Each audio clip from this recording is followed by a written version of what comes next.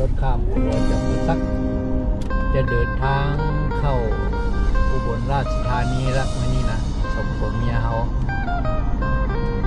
เฮ้ยกระบอกไก่ดอกแต่นี่ไปหาอุบลราชธานีกระบอกฮอด2 ชั่วโมงเขาจะขี่ล่วงเลยชั่วโมงป่ายชื่อๆด่านเลย พี่น้องเอ้ยอันนี้ข้ามาอีกฟังหนึ่งของตัวจะปักเซ่เหรอเด้อมาอีกฝั่งนี้ทั้งพี่กับเป็นเมืองเป็นอย่างทุกด้านมาเถอะหน้ายันได้มาหาพักทั้งนี้อยู่ก็มาเถอะใดก็พักแต่ฝากทั้งทรายพุ่นมาแบบนี้เขาจะมาพักทั้งขัวมือเนี่ยเพราะว่าบ้านเมืองทั้งพี่กันใหญ่ขึ้นกันนี่เป็นฝั่งลาวก็ประเทศลาวแหละปักเซ่แหละ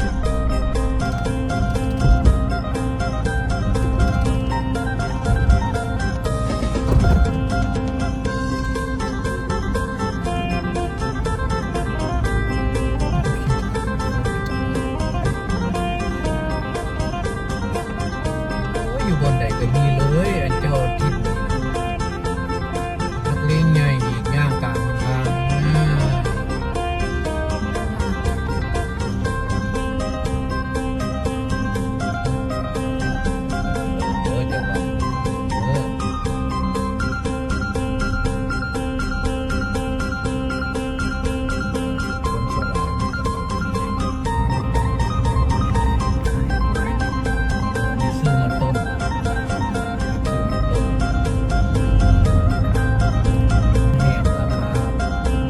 8,000มี27,000คือมันเนี่ยตัวนั้น28ตัวนี้27 50เขาไปขายตัวนั้นได้500แล้วคนละฝากขายซื้อราคาต่างกันมันเด็ดแนวไหนคือว่ามิดกันอย่างนี้500มันหลายโลมันก็หลายอย่างไรเว้ยโอ้หมอนี่มันถีบบทนี่นะโอ้โหงอกกันแล้วล่ะครับ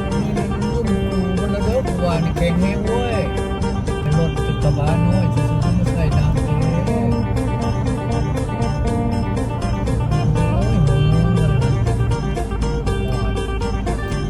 จะเปิดบอลทางออกยาวซีแล้วบัดนี้จะได้เสียค่าทางเป็นไง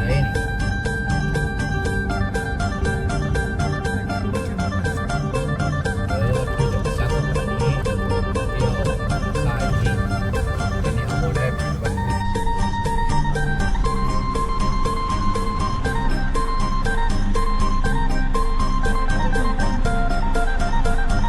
เท่าไหร่เนาะ3,000เป็นยังโอ้9,000 บาทตัวนี้10,000โอ้100,000ว่าเขาบ่มีเงินน้อยไป100,000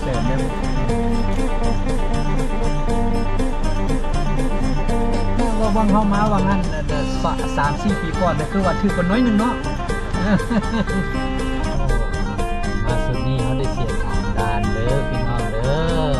สมัยตะกี้เขามาเขาเสียด่านเดียวนี่ด่านที่3เสียอีก9,000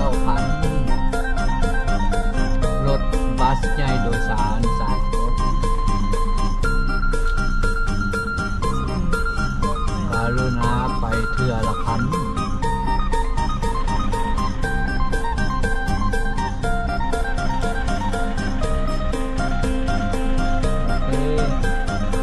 ตัวเด็ก9,000บ่โดนเอาผู้ใดมาบัดนี้เขาเสีย3 ด่านตะกี้เขาเสียด่านเดียวเข้าใจ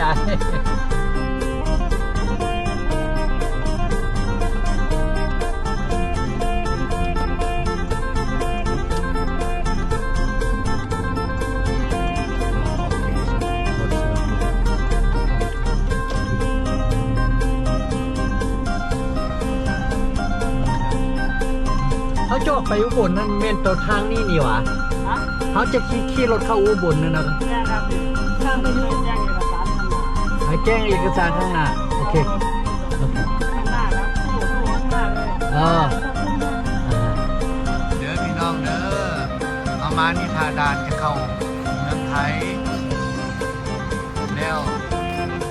รถที่เห็นนั้นคือรถแฮมเมอร์อยู่เมือง ลาวจะเข้าไทย alright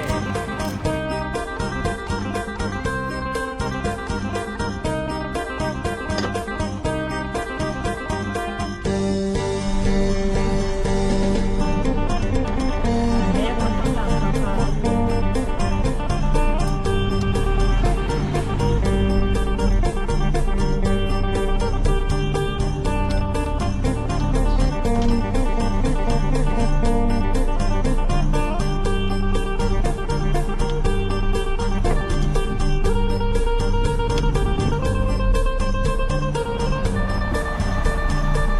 เขา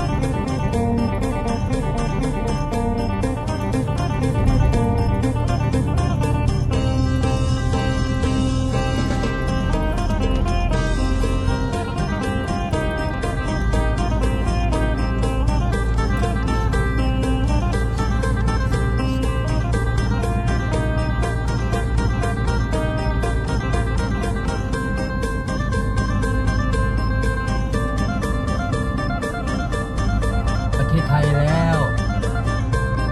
เข้ามาจังหวัดอุบลนี่เข้ามาด่าน2 เมตรผ่านด่าน2 เมตรแต่ก็เดี๋ยวนี้แมนประเทศไทย 100% แล้วเดี๋ยวนี้ท่านต้อยเพิ่นก็ขับรถลาวอยู่ประเทศไทย แต่เดี๋ยวนี้เขาขับอยู่ทางone way no two lane เขามีอันtwo lane เขาก็ต้องว่าขับอยู่เลนขวามือก่อนเพราะว่าเลนขวามือสลับไว้เว้ยซ้ายมือเป็นซ่าเขาลืมไปเดี๋ยวนี้เขาแลนซ่าเขาแลนอยู่ซ้ายมือสลับขวามือมันสลับแซงลืม บัดนี้เขาจังต้องเปลี่ยนระบบหน่อยนึงจากอเมริกาเข้าลาวบัดนี้จากเข้าลาวมาเป็นเข้าไทยเขาต้องเปลี่ยนไปตามสภาพเดี๋ยวนี้เขาขับรถอยู่เมืองไทยเขาก็ต้องเข้ารูทของคนไทยเพิ่นขับรถแบบไหนก็ไปเพิ่นเขาเป็นคนต่างประเทศเขาต้องเคารพประเทศเพิ่นทำมาประเทศเพิ่น